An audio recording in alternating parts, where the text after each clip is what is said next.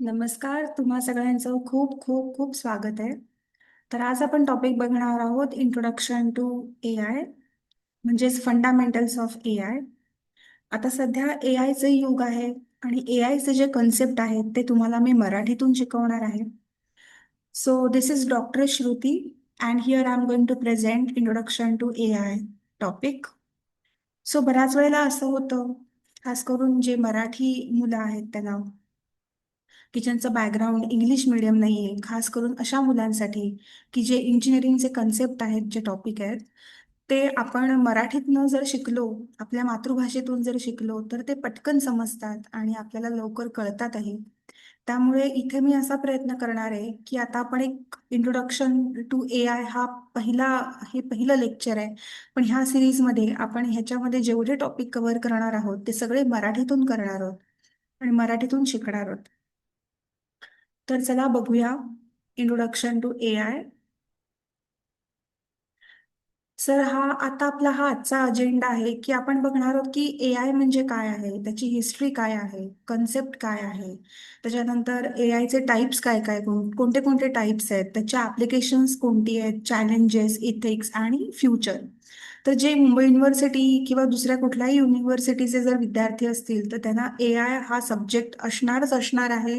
मग तुम्ही इलेक्ट्रॉनिक्सचे स्टुडंट असो किंवा data science, I T, C S T, computer, कुठल्याही ब्रांचमध्ये ए आय हा सब्जेक्ट असतोच. आणि जनरली जो पहिला मॉड्यूल असतो किंवा पहिला चॅप्टर जो असतो तो हाच असतो की ए आय म्हणजे काय, ए आयचे बेसिक फंडामेंटल्स.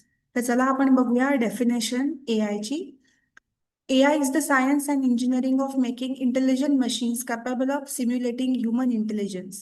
थोडक्यात तुम्हाला मराठीत सांगू का की आर्टिफिशियल इंटेलिजन्स म्हणजे काय आहे?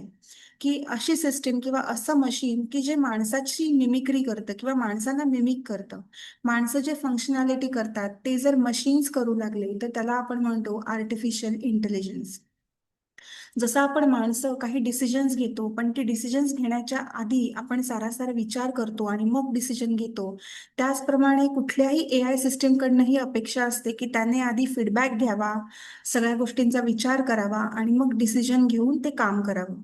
तर त्या मशीनला तसं प्रोग्रामिंग करणं हे फार गरजेचं असतं आणि त्याच्यासाठी ए आय सब्जेक्ट हा प्रत्येक सिलेबसमध्ये इन्क्लूड केलेला आहे.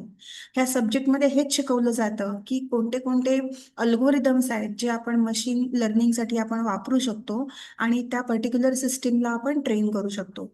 तर ह्याच्यामध्ये हे बघू शकता तुम्ही की गोल्स कोणते आहेत. तर रिझनिंग म्हणजे कोणत्याही मशीनकडनं काय अपेक्षा असतात ए आय सिस्टीमच्या, तर प्रॉब्लेम सॉल्व्ह करणं.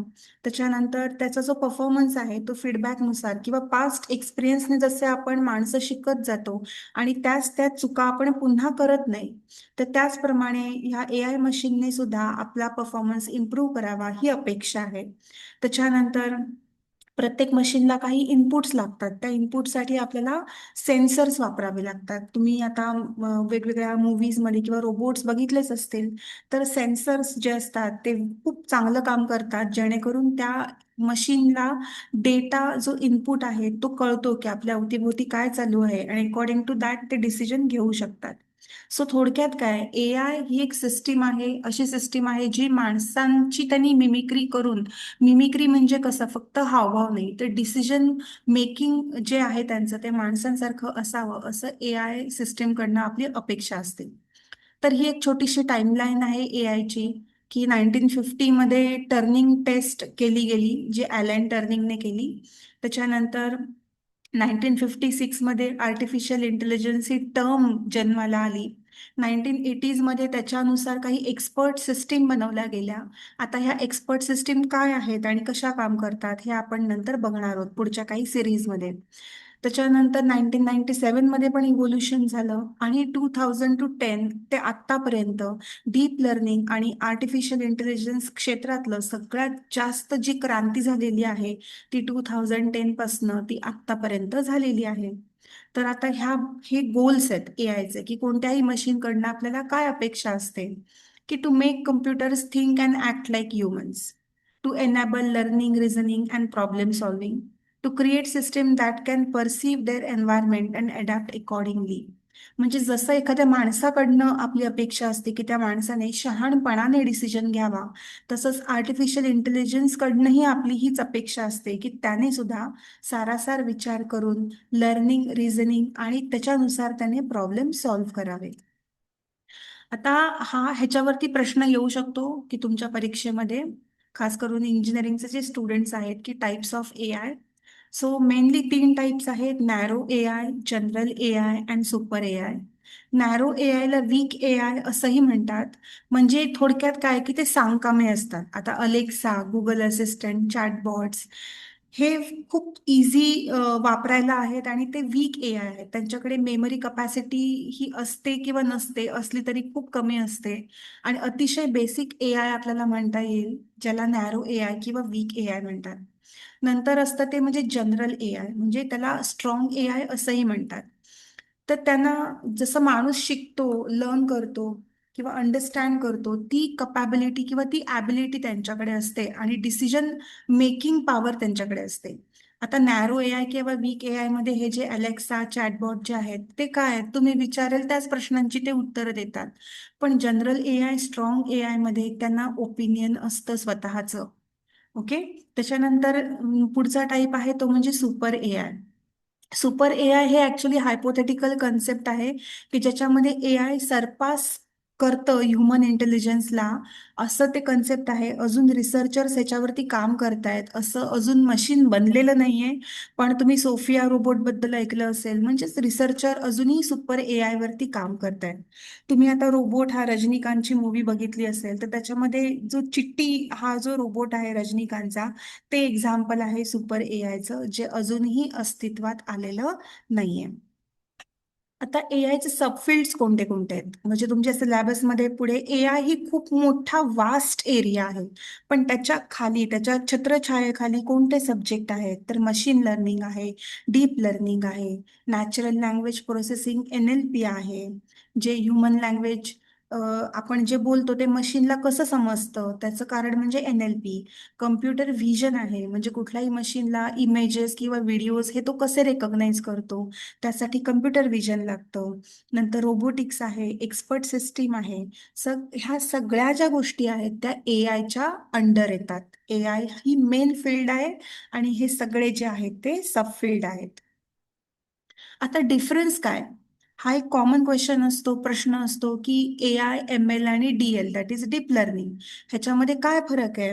तर आर्टिफिशियल इंटेलिजन्स मध्ये काय होतं, तर मशीन सिम्युलेटिंग ह्युमन इंटेलिजन्स, ते ह्युमन इंटेलिजन्स सारखे वर्क करतात. पण मशीन लर्निंग मध्ये काय असतात, की अल्गोरिदम असतात that learn from the data without explicit programming. Machine learning मध्ये मॉडेल्स असतात जी डेटा वापरून ट्रेन करायचे असतात आणि जी प्रेडिक्शन देतात. आणि डीप लर्निंग मध्ये काय होतं, तर तिथे न्यूरल नेटवर्क असतं जिथे मल्टिपल लेयर असतात आणि जो कॉम्प्लेक्स डेटा आहे त्याच्यासाठी डीप लर्निंग हे टेक्निक वापरतात.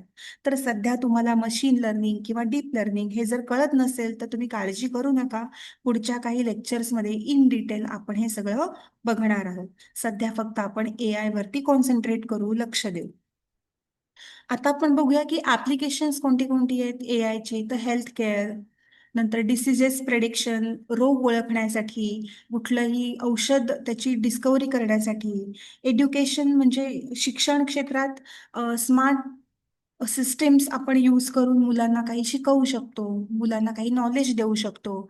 फिनान्समध्ये आपण फ्रॉड डिटेक्ट करू शकतो, ऑटोमेटेड ट्रेडिंग करू शकतो, शेअर मार्केटिंग करू शकतो. बँक सुद्धा आजकाल लोन अप्रूव्ह करायचं की नाही ह्याच्यासाठी सुद्धा ए आयची मदत घेतात. ट्रान्सपोर्टेशन म्हणजे Tesla car for example, self driving cars. एंटरटेनमेंटमध्ये ओ टी टी प्लॅटफॉर्म्स आहेत जे ऑटोमॅटिक तुम्हाला रेकमेंडेशन देतात की तुम्हाला ही मूवी आवडली असेल तर मग हे सुद्धा आवडेल. हे जे रेकमेंडेशन टेक्निक आहे ते सुद्धा ए आयचा भाग आहे. आता तुम्ही जे फेसबुक वापरता, त्याच्यानंतर इंस्टाग्राम वापरता, यूट्यूब वापरता, त्याच्या खाली जे रेकमेंडेशन्स येतात ते तुमच्या लाईक आणि डिसलाईक वरनच सिस्टीम डिसाईड करते आणि तुम्हाला रेकमेंडेशन देते. तुम्हाला कॉमन फ्रेंड असतील तर फ्रेंड रेकमेंडेड फ्रेंड लिस्ट सुद्धा तुमच्याकडे येते. तर हे सगळं जो भाग आहे हे सगळं कोण करतं, तर हे सगळं करणारा एकच व्यक्ती आहे, तो म्हणजे आर्टिफिशियल इंटेलिजन्स. त्याच्यानंतर शेती कामांमध्ये सुद्धा क्रॉप मॉनिटरिंग, यील्ड प्रेडिक्शन, शेताचं मॉइश्चर, वेदर फोरकास्टिंग, ह्या सगळ्या गोष्टींसाठी AI वापरलं जातं. तर ही सगळी ऍप्लिकेशन्स आहेत. थोडक्यात काय, आपल्या आजकालच्या युगात तुम्ही कुठलंही डोमेन घ्या, कुठलंही सेक्टर घ्या, प्रत्येक सेक्टरमध्ये आपण नोईंगली किंवा अननोईंगली, जाणून किंवा अजाणतेपणी AI वापरतच आहोत. प्रत्येक ठिकाणी AIचा उपयोग हा होतोच. त्याच्यामुळे AI हा अतिशय अतिशय महत्वाचा सब्जेक्ट आहे, जो प्रत्येकाला, खास करून टेक्निकल जो स्टुडंट आहे, इंजिनिअरिंग किंवा डिप्लोमा, त्यांना हा सब्जेक्ट आलाच पाहिजे. आता where is AI use today? So health care, finance, transportation, customer service, entertainment. So already आपण हे टॉपिक डिस्कस केलेले आहेत. आता AIचे ऍडव्हान्टेजेस काय काय आहेत बघूया. Reduces human error. माणूस ज्या चुका करतो त्या ऑब्व्हियसली मशीन करणार नाही. तो 24/7 काम करतो. Okay, for example Google map. Google मॅपला काही ठराविक आवर्स आहेत का, जसे बँकांना असतात? नाही. त्या गुगल मॅपला तुम्ही 12 वाजता रात्री जरी विचारलं तरी तो बिचारा तुम्हाला रस्ता दाखवतो की नाही? तर त्यांना काही वर्किंग आवर्स नाहीये, त्यांना काही फटीग नाहीये ह्युमन सारखा, ते कंटिन्युअसली काम करू शकतात.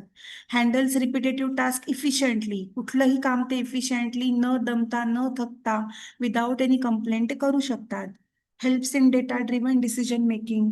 जेव्हा आपल्याला फास्ट एखादा डिसिजन हवा असतो, तेव्हा माणसांपेक्षा सुद्धा डेटा अनालिसिस करून AI मशीन्स हे चांगल्या प्रकारे रेकमेंडेशन देऊ शकतात. पण आता AIचं लिमिटेशन काय आहे, की काही मशीन्स किंवा काही डेव्हलपमेंटची कॉस्ट आहे ती हाय आहे, जी सामान्य माणसाला परवडणार नाही. लॅक ऑफ क्रिएटिव्हिटी किंवा एम्पथी. आता ह्याच्यामुळे काय होतं, की आता सध्या तुम्ही बघत असाल की खूप सारे ऍप्लिकेशन्स आहेत, चॅट जीपीटी आहे. त्याच्यामुळे तुम्हाला कुठलीही असाइनमेंट लिहायला सांगितली की आपण झटकन चॅट जीपीटी वापरून ती कंप्लीट करतो. त्याच्यासाठी आपण कोणतीही क्रिएटिव्हिटी वापरत नाही. तो ह्युमनमध्ये लॅक ऑफ क्रिएटिव्हिटी हा इश्यू होऊ शकतो AI मुळे. जॉब डिस्प्लेसमेंट किंवा जॉब रिप्लेसमेंट. AI मुळे सध्या आपण गोष्टी ऐकतोय की अनएम्प्लॉयमेंट वाढतीये. तर हा सुद्धा एक डिसएडव्हान्टेज किंवा लिमिटेशन आहे. आणि डिपेंड्स ऑन डेटा क्वालिटी. तुमच्या सिस्टीमला तुम्ही डेटाने जेवढं चांगलं ट्रेन करणार, तेवढं तो तुम्हाला चांगला आउटपुट देणार. त्याच्यामुळे जर तुमचा डेटा चांगला असेल तरच तुमचं प्रेडिक्शन आणि तुमचं काम हे चांगल्या प्रकारे होऊ शकतं. तर डेटा डिपेंडन्सी हाही एक प्रॉब्लेम आहे AI मध्ये. तर आता चॅलेंजेस कोणते कोणते आहेत, जसं आपण आता बघितलं की data quality and computational cost. आणि काही अल्गोरिदम जे आहेत ना, ते खूप कॉम्प्लेक्स अल्गोरिदम आहेत. आणि जसे डीप लर्निंग किंवा न्यूरल नेटवर्कमध्ये काही अल्गोरिदम असे आहेत की जे हिडन लेअरमध्ये जेव्हा डेटा प्रोसेस होतो, तेव्हा रिसर्चर्सनाही माहिती नसतं की कोणत्या लेअरमध्ये काय चालू आहे त्या डेटासोबत. तेव्हा कधी कधी असं म्हणतात की बॉटलनेक जो आहे किंवा त्या अल्गोरिदम मधला जो एक कम्प्युटेशनलचा भाग आहे, त्याला जसा ह्याच्यामध्ये एरोप्लेनमध्ये ब्लॅक बॉक्स असतो, तसं त्याला ब्लॅक बॉक्स संबोधलं जातं. तेव्हा कधी कधी आपण एखाद्या प्रॉब्लेमसाठी AI अल्गोरिदम्स वापरतो, बट एक्झॅक्टली काय प्रोसेस आज चालली आहे आणि त्याप्रमाणे काय उत्तर आपल्याला मिळतंय, ते कसं मिळतंय, हे आपल्याला कधी कधी कळत नाही. त्याला म्हणतात ब्लॅक बॉक्स प्रॉब्लेम. आता इथिकल कन्सर्न्स आहेत, म्हणजे bias and fairness, job displacement, privacy किंवा privacy and responsible AI use. सध्या डीप फेकिंगचा जमाना आहे. खूप सारे व्हिडिओज हे फेक बनवले जात आहेत, पिक्चर्स, इमेजेस फेक बनवली जात आहेत. तर AI आपल्या हातात टूल खूप चांगला आहे, पण त्याचा कशा प्रकारे आपण वापर करतो, हे वापर करणाऱ्यावरती डिपेंड आहे. त्यामुळे हे सगळे इथिक्स कन्सर्न जे आहेत ते AIच्या बाबतीत आहेत. तर आता फ्युचर काय असेल AIचं? So AI will continue to evolve खूप चांगल्या प्रकारे. जसं आपण म्हटलं, सुपर AI अस्तित्वात नाहीये, पण हळूहळू त्याच्यावरती रिसर्चर काम करतायत. आणि मोस्टली आता आपण वेगाने AI सिस्टीम्स वापरायला लागलो आहोत. अजूनही पुढे वापरू.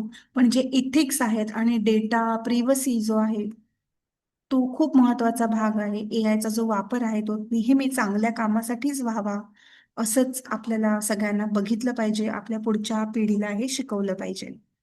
तर अशा सोप्या भाषेत मी आता सांगायचा प्रयत्न केलाय की एआय म्हणजे काय, त्याचा युजेस काय आहेत, त्याचे टाइप्स काय आहेत, ऍप्लिकेशन्स काय आहेत.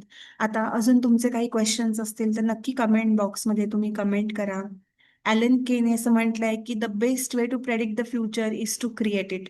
तर चला आपण सगळेजण मिळून एक चांगलं फ्युचर बनवूया आणि त्याच्यासाठी छान अभ्यास करूया. आणि ह्याच्या पुढे माझा हाच प्रयत्न असेल की इंजिनिअरिंगचे जे कन्सेप्ट आहेत ते मराठीतनं सोप्या भाषेत तुम्हाला कसे समजावता येतील ह्याचा मी जरूर प्रयत्न करेन. त्यामुळे तुम्हाला जर काही शंका असतील किंवा तुम्हाला काही सूचना असतील, फीडबॅक असतील, तरी नक्की खाली कमेंट बॉक्समध्ये नक्की सांगा. धन्यवाद.